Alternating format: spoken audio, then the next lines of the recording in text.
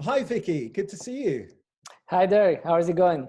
Yeah, really good. So listen, thank you very, very much for joining us on TEDxLuxembourgCity presents Coffee with, and in this case, of course, Coffee with Viki Gomez. But of course, you don't drink coffee, do you, Vicky? Well, sometimes, but now in the afternoon, I'm more like into my Red Bull, which You're the is sometimes. you're the Red Bull guy. Well, listen, you're a Red Bull athlete, of course. I wouldn't expect anything else of you. Let me, if you don't mind, I'll quickly summarize how I got to know you in the first place. So for those people watching this that maybe haven't seen your TED Talk, so TEDx Luxembourg City, this was 2018, right? This was a couple of years ago. We were looking for people with just unique, different skill sets, and not just the typical inspirational TED Talks. And one of my students is still a complete fan of yours, like a total fanboy. He does his own BMX at home, but clearly, you know, it's a different level. And he said to me, "Listen, we have to contact Viki. He lives in Luxembourg. He's Spanish originally, and the guy is not just a champion, but you know, I think at the time you were 6 or 7 times champion in freestyle." So I said, listen, I'll contact him, but who knows? You know, a lot of these people, they're amazing, and they're big egos. They don't want to do things like TED Talks. But I contacted you, and just straight away you were game to do this, and that was absolutely fantastic. So so for that audience, just let us know, what is it that that Viki Gomez does? What is a typical day in the life of Viki? Well, I do a sport called BMX freestyle, and within the BMX freestyle, you have different disciplines, which is on the skate park, on the streets, but mine is called flatland. So we do tricks on the flat ground, which means it's more like, some people call it like dancing with the bike. And it's a very infinite kind of art sport where we have infinite possibilities to do tricks and be original and be creative. So this is what I have been doing for the last 24 years, and since I started, yeah. And it was amazing to see you do this on a relatively small stage inside Neumünster Abbey in Luxembourg, and it was absolutely incredible watching you do your thing. So again, I'd recommend, I'll make sure that there's a link somewhere here below in the description of this YouTube video, so that they can go and see your online talk. It was fantastic. Oh, So, thank you. so Viki, listen, you know, what a time, right? How have things changed for you? So what does it look like now? Are you stuck at home, or you still get out, or what do you do? Well, in Luxembourg, we are allowed to go out and do sports individually. So for me, that side of training is actually the same as before. So I train almost every day, 3 to 4 hours outside at the Philharmonie in Luxembourg. There is nobody there. And then at home, some workout and stuff. But all my lifestyle that was about traveling to different events and shows, competitions, is now on hold. So this is what it is. But the rest, when it comes to the digital work, like what I do a lot with Red Bull now, is a lot of creative stuff that we have come up lately, like videos, Instagram stories, like just to show more our human side to the world. And it has been a great experience to become more digital. I mean, I'm enjoying it, and I see how much impact it has on the social media. So you've become, I guess, what they would call a content creator now. So not just are you a professional Red Bull athlete and in an absolutely incredible field. By the way, for those outside of Luxembourg that aren't familiar with the Philharmonie, the Philharmonie is this beautiful, incredibly modern-looking building, but it's on the Place de l'Europe, which is this really flat, open space. And in fact, every time I've passed there are almost always BMXers outside doing their thing. It's a really incredible thing to see, especially with that backdrop. It's amazing, yeah. Yeah, so I'd recommend everybody just to go and have a look. But so now, other than these competitions, you've become a bit of a content creator then. What kind of things do you do? Well, like for instance, the first idea I got was like try to do a wheelie with anything with wheels that I have at home. So I took a lot of my daughter's almost 2 year old, all my daughter's toys. She has different things with wheels, and I came up with a video doing wheelies with my bike, and then we have the mountain bike and all the kids' bikes, and it has been shared in maybe already now 30 or 40 countries by Red Bull, all the Instagram accounts. So it has been really good, and it was nice to put the effort and see the feedback. Like, this is something I didn't put much effort before on creating content, because I didn't really need it, but now that we are told to do, and then you see the feedback that it creates is great. And just from home, I don't need to travel to Japan to make something, just from home, and it has been really good for my creativity also. Yeah. Oh, that's incredible. But so what about events? I guess you say that they've stopped, but did you have many events coming up, or? Yeah, usually I have about 2 to 3 events per month, which is 2, 3 weekends, and now everything is postponed until, we don't know yet, maybe until next year. I think until they find a vaccine. But I mean, I take it positive, because I have more time to practice, to be more creative, more time to come back to the competitions with a new style. So, and everything will be back to normal sooner or later. So it's a good opportunity to do different stuff. Do you think there'll be any lasting changes in your industry from this? I mean, I guess there's a lot more online content, of course, now, but this content creation thing, this is something you started a little while ago, or is this immediately as a consequence of COVID-19?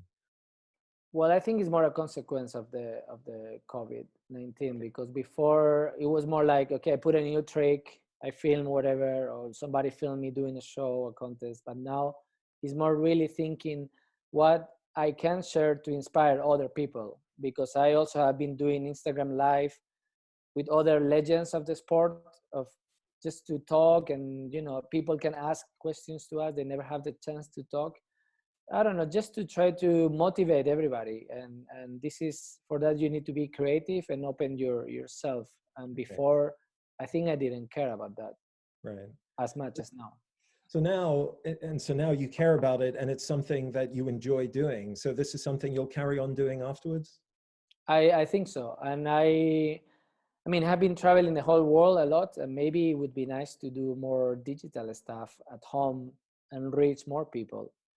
I also think that maybe contests are going to be with no public, you know, maybe eventually are going to be online, but Well, and is that something that's beginning to happen now? Or are people talking about this? Because you say, 2 or 3 events a month.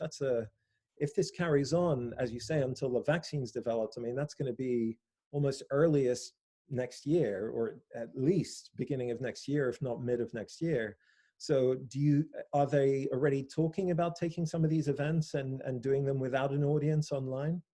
well, so far online, there are different contests already in skateboard and BMX to do your best tricks at home using your creativity, not only like the best trick. And they already have like prize money for it. So Okay. people are really being creative. And, maybe if we cannot travel in the future, but we still can ride outside and film ourselves, maybe this is something that is going to be the future. And for the progression for us, it will be better for the perform, because you are at home, so you can give your 100%. Because when you travel, there is always jet lag, traveling issues, sleeping. But at home, I think the level is higher. So maybe in our case, our sports will be better somehow. And does that mean then, I guess, just kind of putting two and two together, that this is going to be open for more people to participate in? Because I'm guessing in order to participate in one of these competitions, one of these events, you'd need to qualify to get in. But I would imagine that if it's a case of sending in a video, that many people could do this, right? Yeah, exactly. Because also people only can participate in events if they have sponsors to cover the travel cost.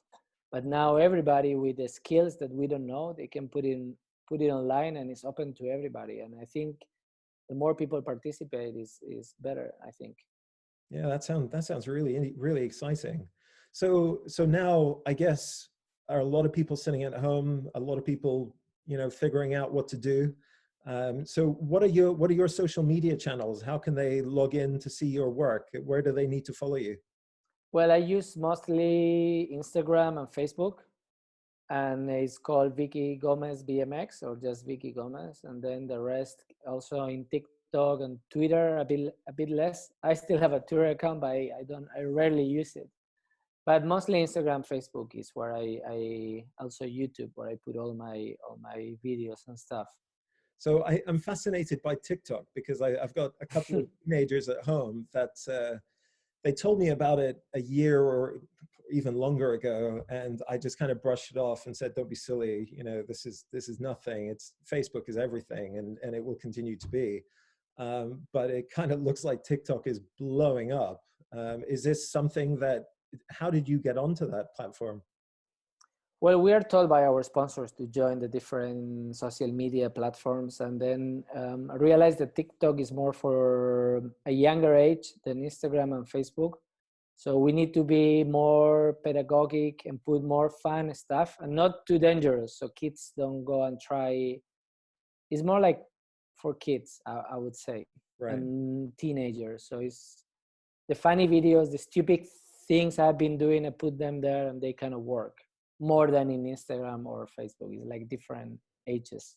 Oh, so that's really interesting. So it's the sponsors that do come to you and say, "Be careful about the safety," because they're very familiar that TikTok is a younger audience, and they're afraid that they may try and copy you. Yeah. So it's better to distinguish the different public you're reaching out, So it's safe for everyone.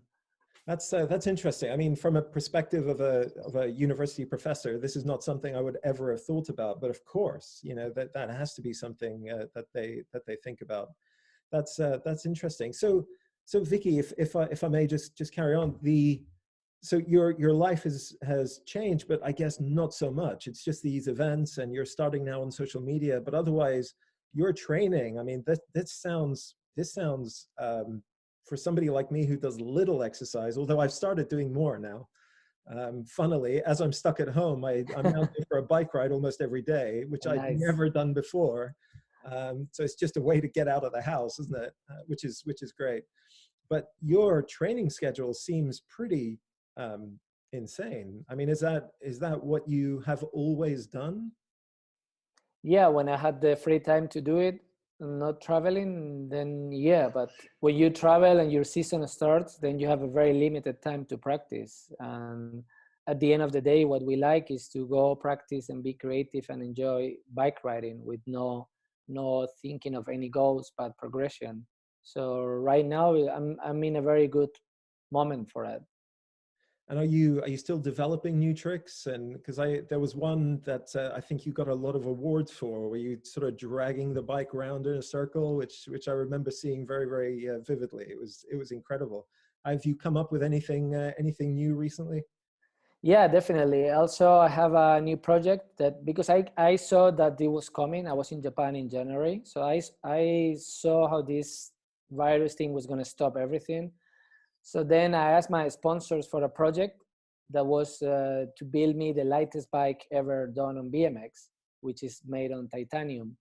So just before the whole borders closed, I was able to get that bike that is 3 kilograms lighter than before, which means like it's like if I am 20 years younger than before because the bike is so light. So everything I was able to do before that was heavy, I can do now like super easy.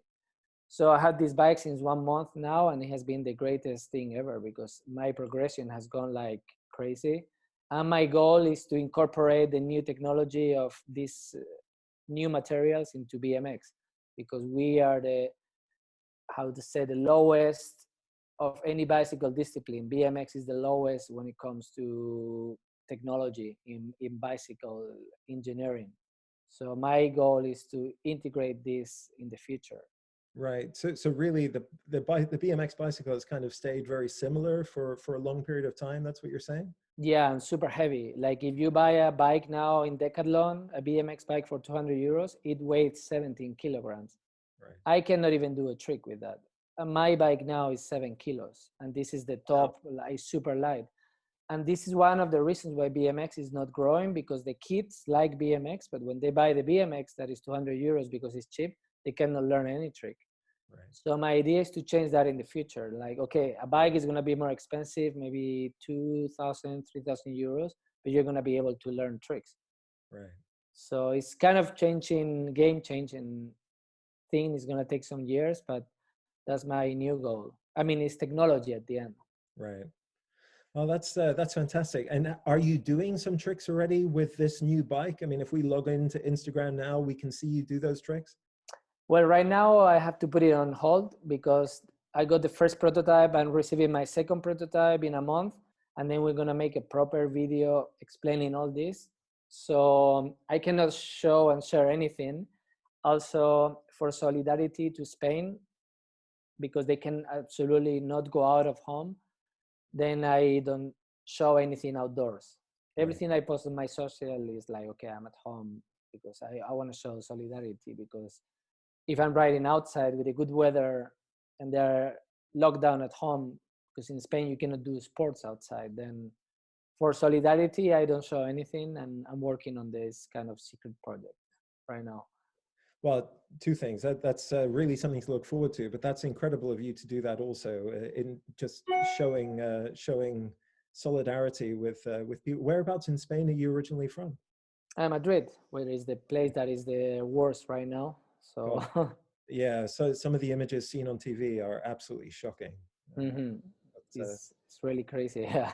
Yeah, listen on a lighter note, because you know that's visible everywhere. As soon as we turn the TV on, there's a lot of really dramatic scenes. On a lighter note, then, what would be sort of your message? So there are a lot of people that are sitting at home, and I know Netflix has gone booming, right? YouTube is exploding. What's your message for the people at home that are sitting there, maybe a bit confused, a little bit bewildered, a bit bored? What would you say to these people now during this particular unique time? Well, I would say that we should not worry, because we are humans and we always come up with new ideas, and we will turn this upside down and make it very good. It will take time. But then my personal experience has been like, think more about how to lift up others, and maybe make more things for the world than for yourself. And like, as soon as this is over, I have 10 bikes, and I have some ramps that I built already a year ago as a new project for kids. But I wanna really promote this and teach people bike riding, because I've seen bike riding has gone really high. So I want to teach the basics to everybody, so they can avoid to have accidents and stuff. And a place where kids can go and practice, and not like a skate park, more like the basic skills, and do something more for the world than just for myself. And this is a great thing that we maybe can learn, have a more like a common mind and common sense, and do more things for each other. Yeah. This is what I think is a good lesson to learn. Absolutely. In fact, it reminds me of a very good TED talk where they say when you're being overwhelmed by fear, one of the best ways of dealing with it is by helping other people, because it takes your mind off a lot of the things that you're going through, and it just gives you a kind of peace. So fantastic. Viki, thank you very, very much for your time. Thank you. know you're going to need to go out and do some more training, so I'll leave you to it. Yeah. Good Thanks a lot. New projects. They sound really, really great. Thank you, and thank you for this interview. And yeah, good luck, and stay safe until weekend. You too.